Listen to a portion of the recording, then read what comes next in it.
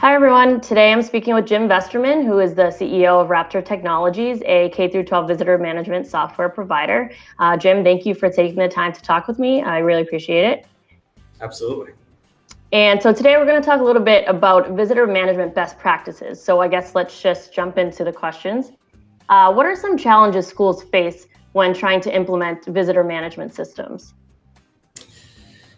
I would say the single biggest challenge is a change in process. Schools are used to doing things the way that they typically do them.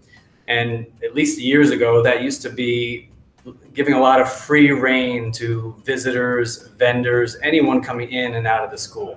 That has been clamped down upon over the years, but still the vast majority of schools in America use pencil and paper to manage the people coming in and out of the schools.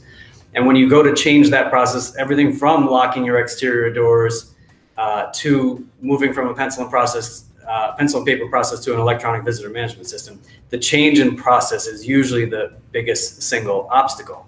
At the end of the day, implementing a visitor management system is pretty straightforward and pretty quick. So most districts, Raptor can get up and running in a day or two. We implemented Miami-Dade, which in terms of number of schools is the fourth biggest district in America. We did that in a week. So it's not that hard to actually implement. It's really about a change in process. Okay, and I'm sure there's an abundance of them, but what are maybe some of the main benefits of switching from a paper and pen visitor management system to an electronic one? So there's a few main benefits. One is simply knowing who is coming in and out of your buildings at all times in real time.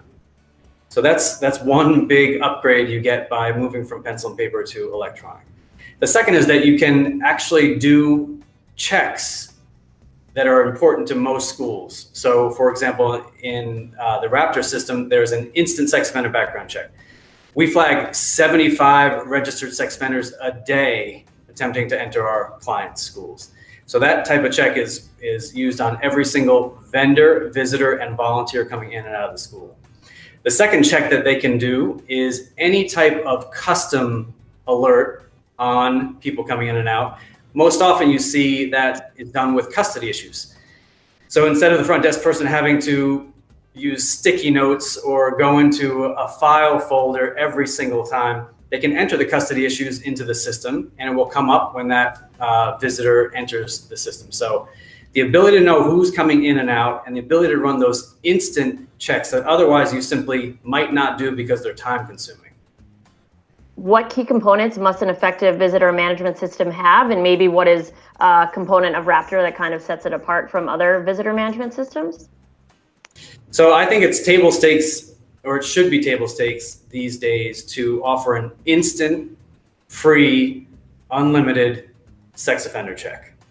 So, and by that I mean it will, in a half a second or less, run that check, that you don't have to type anything into any other system to run that check, and that they are unlimited, i.e. included in the system, and you can run it on everyone. So I think that's table stakes.